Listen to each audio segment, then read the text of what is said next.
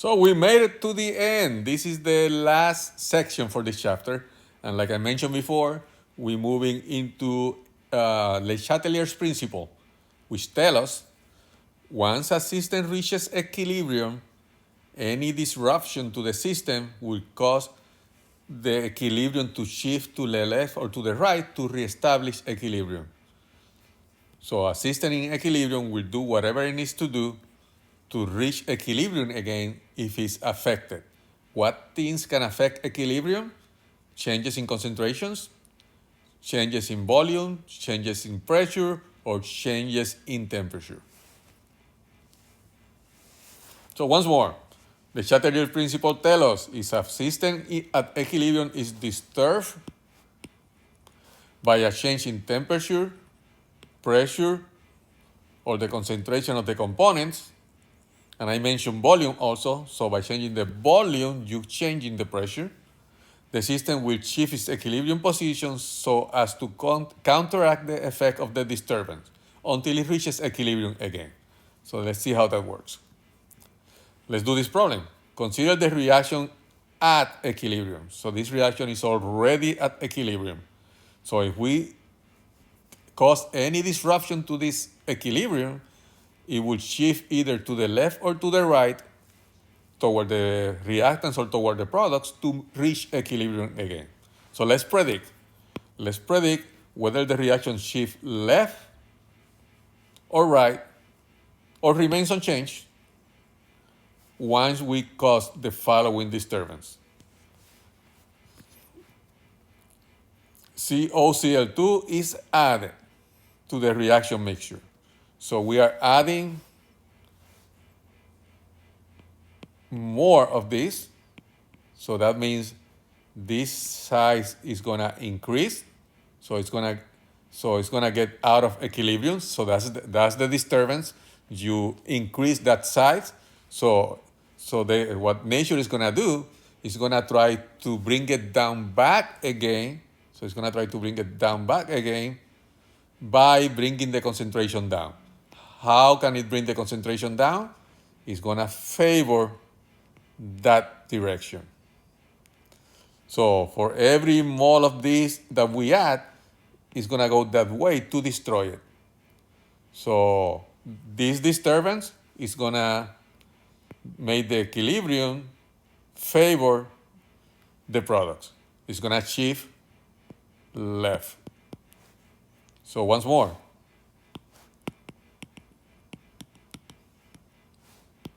by adding more of this, I'm gonna cause this concentration to increase.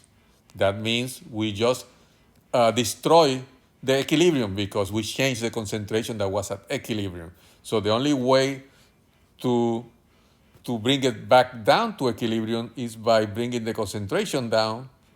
And you do that by taking this product that you just created and break it down again into the reactants. So this particular situation, it makes the equilibrium shift toward the left or toward the reactants. What about the next one? The next one is chlorine is added to the reaction mixture. So where is chlorine? Chlorine is on the left side. So this concentration is gonna increase. So the only way to bring it back down is by destroying what I just created, what I just added. And I'm gonna destroy it by transforming it into the product. So this one is gonna shift to the right. What about if we remove some of this? So if we remove some of this concentration is gonna come down because I'm removing some of it. And this is what I told you I used to do with my graduate research. I took the product and I remove it by distillation or something like that, which means to get it back to equilibrium, I'm gonna have to bring the concentration up again by creating more of it. So this one will shift toward the right also.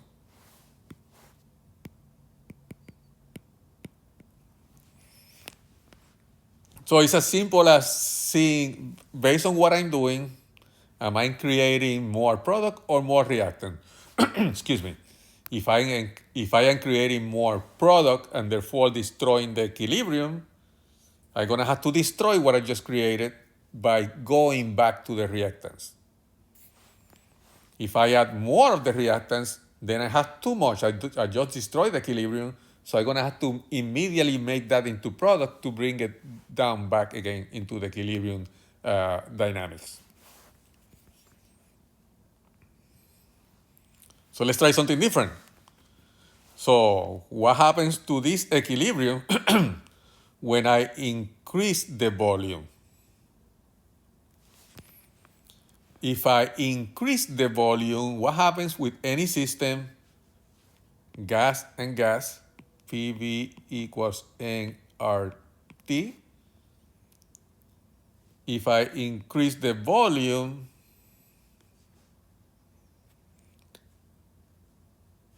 let me do it again. If I increase the volume,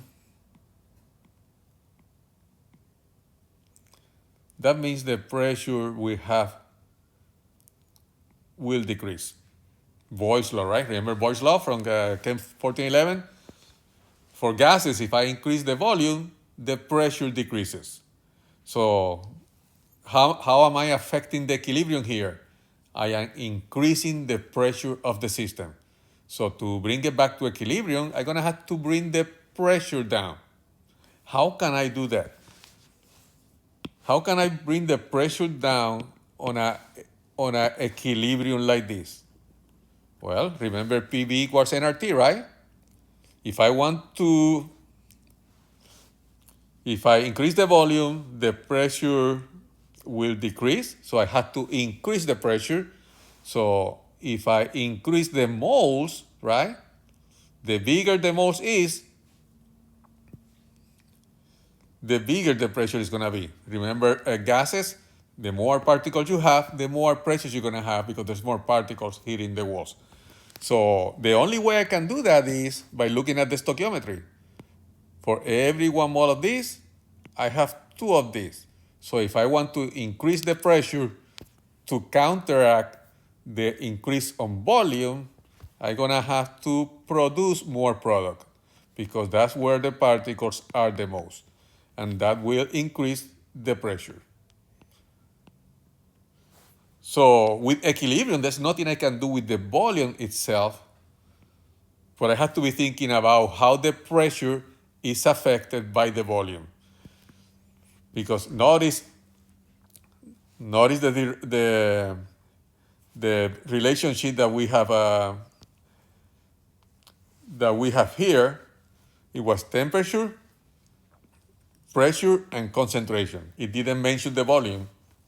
However, the volume have a direct relationship, inverse relationship, according to Boyle's law, to the pressure. And the pressure have a direct relationship with the amount of moles.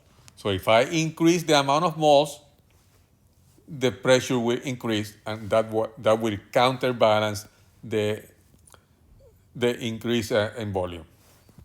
And how do I increase the pressure? By going to the side that gives me the bigger number of gaseous particles. So let's do this one again.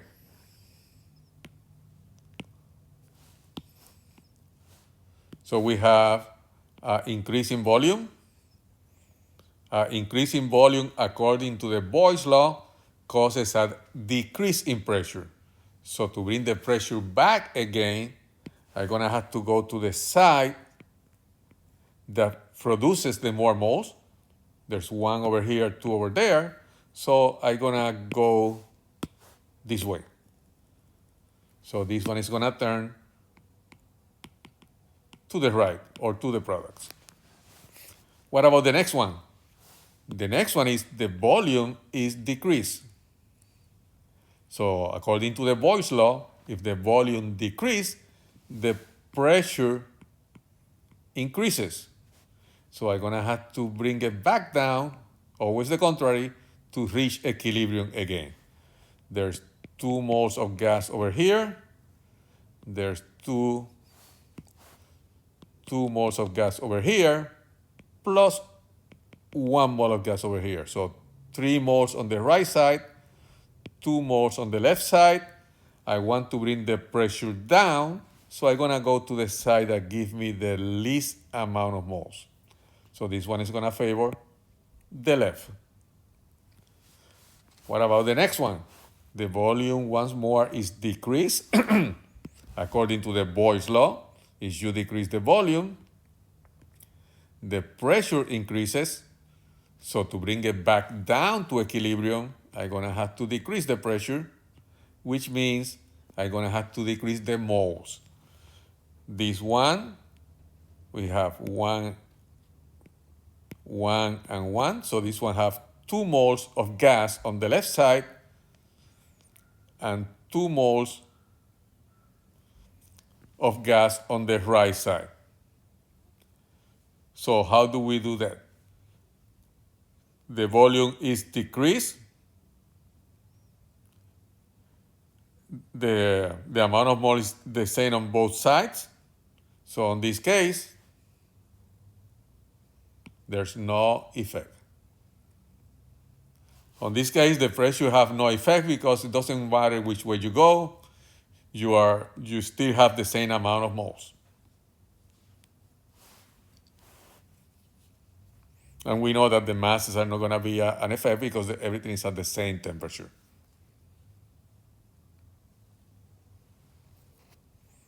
Now let's do something else. So we did the first one, we were changing the concentrations. The second one, we were changing the pressure by means of changing the volume. And this one, we're changing the temperature. So we're telling you that this reaction is endothermic. What does that mean? So before you do anything else, you have to make sure that you understand what that means and how that affects the equation. That means that this reaction requires energy. So this reaction doesn't produce energy, it requires energy. So you're gonna need energy as a reactant. So the energy is on the left side because it's a reactant, because it's endothermic. That's the most important part before you begin. So predict the effect, right, left, or no effect of increasing and decreasing the reaction temperature. So if the temperature goes up, you mean you are increasing the energy, so you're gonna have to get it back down again. So you're gonna do that by using the energy. So increasing the temperature is gonna favor the right side, going from left to right. Therefore, if we decrease the temperature,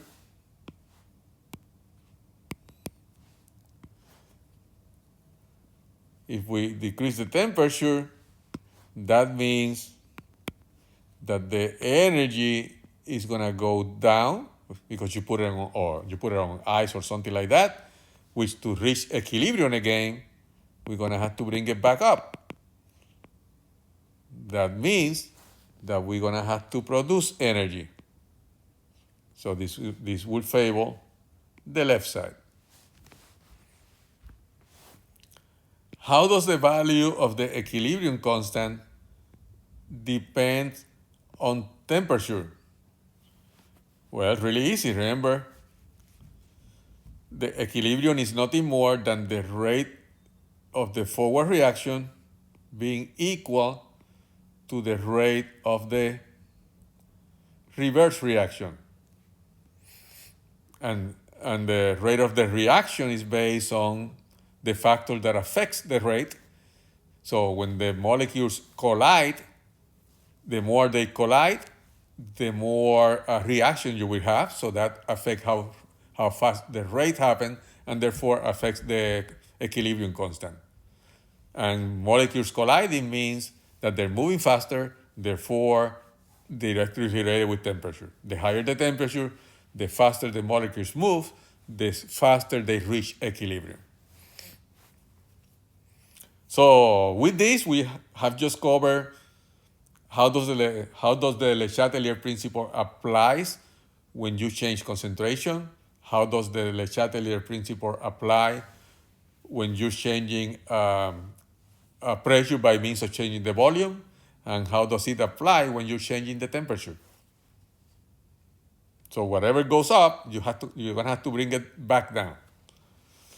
And now you have quite a few to work with. So this is your daily work.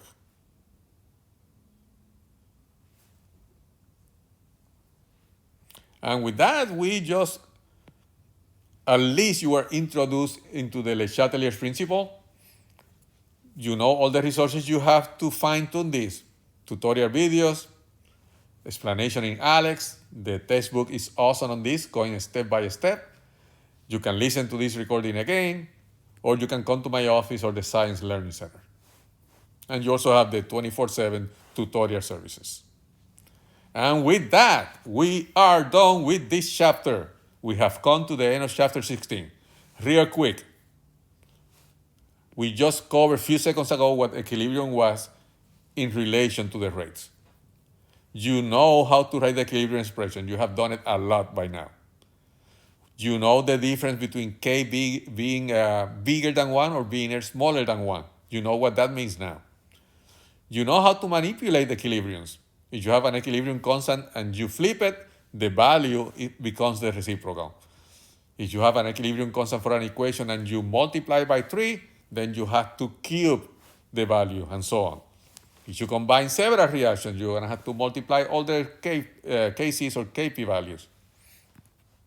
And then also, you were able to calculate equilibrium constant given the concentrations, basically plug the equilibrium concentrations on the formula. You were able to find the value of Q, which is basically the same as the equilibrium expression, but not with equilibrium constant, but with the initial concentrations. And if the Q was bigger than the K, then it was gonna tend toward the reactants. If the Q is smaller than the K, then it's gonna tend toward the products. And if you're a chemical engineer, that's super important for you to know. Then we saw how we calculated the equilibrium concentrations based on the constant and all the equilibrium concentration except 1, so no need for the quadratic expression. And then we did it with the equilibrium concentration given the equilibrium constant and only the starting concentrations. That's where we start using the ice table to be able to fill up the quadratic expression.